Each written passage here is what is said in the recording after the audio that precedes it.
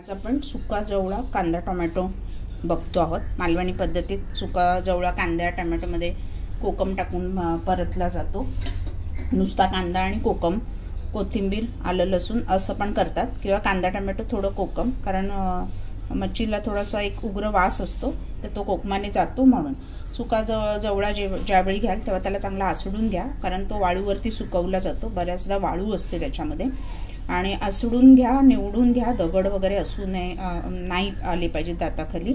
आणि त्याला आता आपण मी छान असं स्वच्छ करून घेतला। स्वच्छ करून घ्या आणि तो कसं माहितीये, असं करून असं वरचा काढला ना का खाली त्याचं जी माती काय असेल ना ती बसते आपोआप। हां, त्यामुळे आसडायची अशी काही गरज नाही। आता ह्याला आपण एक 10 मिनिटं भिजत घालून नंतर 2-3 पाण्यातनं स्वच्छ धुवून घेणार आहे, कारण हा उघडा वाळूवरती सुकवला जातो। बऱ्याचदा ह्याच्यामध्ये बऱ्यापैकी कचरा असतो। आता सुका जवळा चांगला कसा ओळखायचा, तर जो पांढरा रंग असतो ना सुक्या जवळ्याचा, तो सुका जवळा नॉर्मली घेतला जातो। तो ताजा जवळा सुकवतात तेव्हा त्याला तो पांढरा रंग, आणि जेव्हा तो खराब जवळा झालेला असतो ना उतरलेला आणि तो सुकवतात तर त्याला ना थोडासा डार्क लालसर आणि काळपट रंग असतो। त्यामुळे जवळा जर तुम्ही बाजारात घेणार असाल तर पांढरा जवळा घ्या आणि त्या जवळ्याला ना असं तोडून बघा, असा तो असं क्रिस्पी तुटतो, बऱ्यापैकी असा क्रिस्पी, असं मऊ असा मुरगळलेला नाही लागत, हाताला बघा असा क्रिस्पी लागतो। आवाज येतोय तुम्हाला?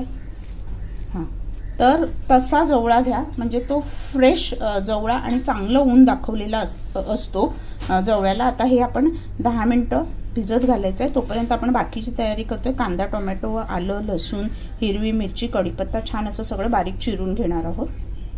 जवळ्याला भरपूर मीठ असतं, त्यामुळे स्वच्छ 3-4 पाण्यातनं धुवून घ्या। आणि रेसिपी जी पण बनवाल म्हणजे सुक्या मच्छीची, त्याच्यामध्ये मिठाचं प्रमाणाचा अंदाज प्रॉपर घ्या। आता आपण पहिला पॅन गरम कडकडीत करूया आणि कोकोनट ऑइल वापरण्याचे, अर्थात मालवणी पदार्थ आहे, मालवणी फिशचा आहे रेसिपी। तुमच्याकडे कोणतं घरी अवेलेबल असेल ते वापरा, पण कोकोनट ऑइलमध्ये ना स्पेशली फिश करून बघा, कोकोनट ऑइलमध्ये अप्रतिम लागतो। मी 3 कांदे बारीक चिरून घेतलेत, 2 टोमॅटो घेतलेत, 4-5 लसूण पाकळ्या, 2 हिरव्या मिरच्या घेतल्यात तिखटचा एक चटका येण्यासाठी, 1 इंच आलं बारीक चिरून घेतलं, 7-8 कढीपत्त्याची पानं, कोथिंबीर माझ्याकडे आत्ता नसल्यामुळे कोथिंबीर नाही ऍड करत आहे, पण कोथिंबीर असते वरून आणि छान चव येते कोथिंबीरची। आता साधारण 2 ते 3 चमचे पण कोकोनट ऑइल वापरतोय। तेल छान तापलं की आपलं कांदा टोमॅटो, तेल चांगलं तापू दे तोपर्यंत आपला जवळा छान भिजतो आहे। कांदा टोमॅटो परतेपर्यंत जवळा आपण स्वच्छ 4-5 पाण्यातनं धुवून घ्यायचा आहे। आता ह्याच्यामध्ये आपलं लसूण, हिरव्या मिरच्या, आलं,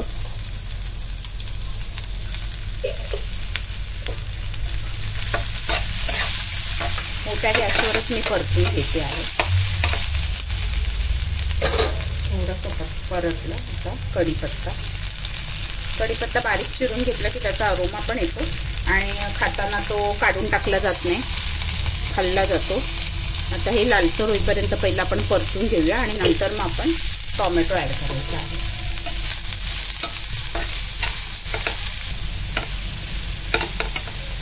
गुलाबी झालाय कांदा, मीठ थोडं घालते, नंतर चवीनुसार हवं तर ॲड करा। जवळ्यामध्ये मीठ असतं भरपूर म्हणून। त्याच्यानंतर अर्थात मालवणी मसाला, 2 हिरव्या मिरच्या घातल्या तिखटवाल्या, त्यामुळे मालवणी मसाल्याचा अंदाज घेऊन झाला, मी 1 चमचा वापरते। थोडीशी हळद, थोडीशी म्हणजे पाव चमचा हळद, पाव चमचा जिरे ॲडिशनल आणि पाव चमचा धणे, बस। तर हे छान कांद्यामध्ये परतून घेते।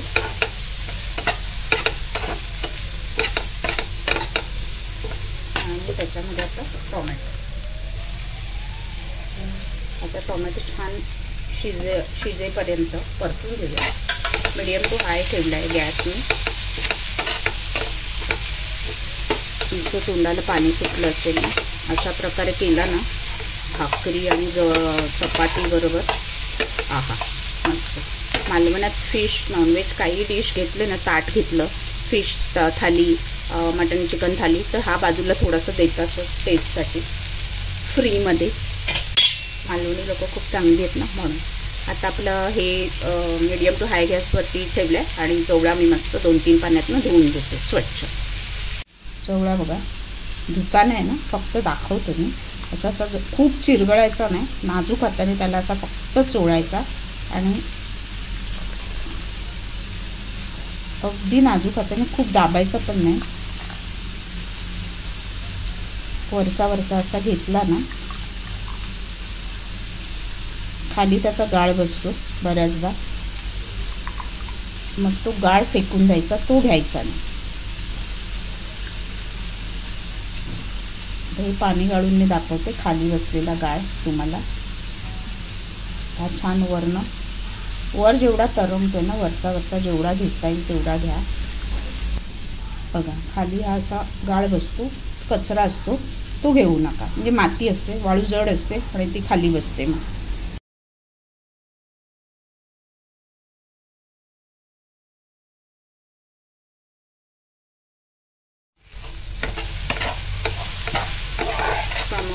कांदा टोमॅटो छान आपला परतून झाला आणि शिजला पण आहे. आपला जवळ मीठ मी आधी टाकणार नाही आहे, कांदा परतताना टाकलं आहे आणि टेस्ट घेऊनच टाकेन.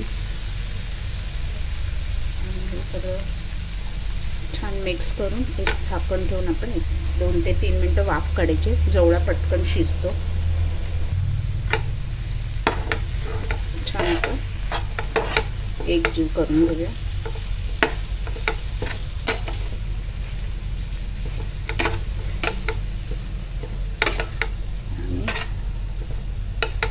झाकण ठेवून एक वाफ करूया 2 ते 3 मिनटं.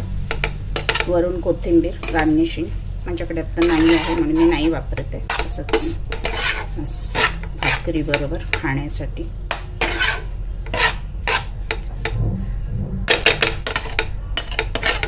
2 ते 3 मिनटं आपण छान त्याला वाफ काढून घेऊया. 2 ते 3 आमसूल आपण ऑलरेडी टोमॅटो घातला आहे. आमसुलाने थोडीशी त्याला एक चव येते, त्याचा उग्र स्मेल जातो. तयार आहे भाकरी चपाती बरोबर. आता ह्याच्यात मी वरून थोडंसं कोकोनट ऑइल घालणार आहे टेस्टसाठी.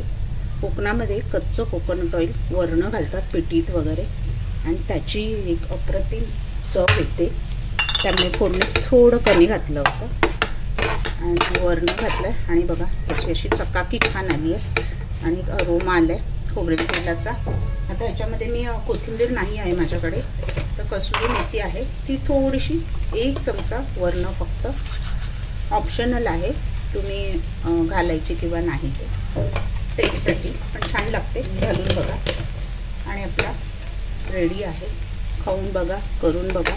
मस्त झटपट होणारी रेसिपी आहे. तयारी जर करून ठेवली आधी सकाळी डब्यासाठी, जर असेल आदल्या रात्री कांदा चिरून डबे भरून ठेवले तर सकाळी झटपट होते. 10 मिनटं भिजत ठेवला तरी भरपूर होतं. कोलिमला रात्रभर पण भिजत ठेवा, काही नाही, त्याने सुद्धा मस्त होते. करून बघा.